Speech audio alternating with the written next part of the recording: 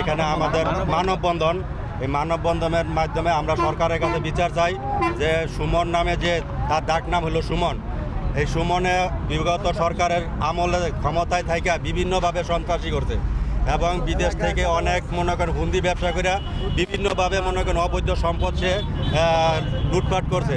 এবং আমিও আমার একটা জমি নিয়ে ভুক্তভোগী, আমার একটা জমিন তার কাছে সে কিনে নিছে।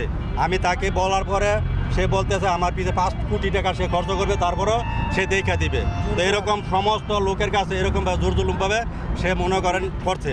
এবং আমাদের এই মিলন ভাইয়ের যে সম্পদ নিয়ে লাগছে, এটা থানায় একটা সমাধান হয়েছিল, এরপরে ওরা সন্ত্রাসী নিয়ে তার উপরে আক্রমণ করছে, এটা আমরা দেখেছি।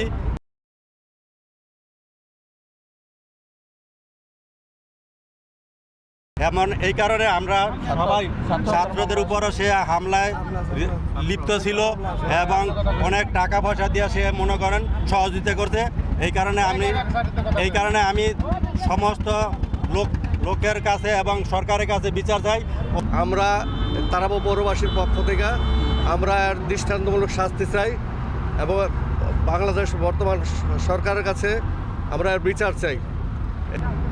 জাহাঙ্গীর কবির ভূঁইয়া ও রায়হান কবির ভূঁইয়া বিভিন্ন সংবাদপত্র, ইলেকট্রনিক মিডিয়া, সামাজিক যোগাযোগ মাধ্যমে আমি এবং আমার পরিবারের বিরুদ্ধে বিভিন্নভাবে অপপ্রচার চালিয়ে আসছে, যা সম্পূর্ণ মিথ্যা, বানোয়াট, উদ্দেশ্য প্রণোদিত।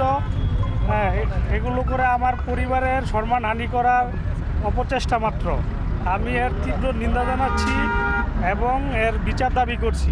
আমরা মিলন সাহেবের বাড়িতে ভাড়া থাকি, তো এদের অত্যাচারে আমরা থাকতে পারি না। আমার ঘরের মাল সামানা লুটপাট করে লয়ে যায় এবং সুমন কবির ভূঁইয়া এর লোকজন আইনে 1-150 লোক আইনে আমার বাড়িঘর এটি ভাঙচুর করে আমার মাল সামানা লুটপাট করে লয়ে যায়, আমার মায়ের দূর করে এবং আমার আটকায় রাখে। আমার টাকা পয়সা সোনা দানা সব লয়ে গেছে। আমি এখন অসহায় মানুষ, আমি তার দুয়ারে দুয়ারে ঘুরতেছি।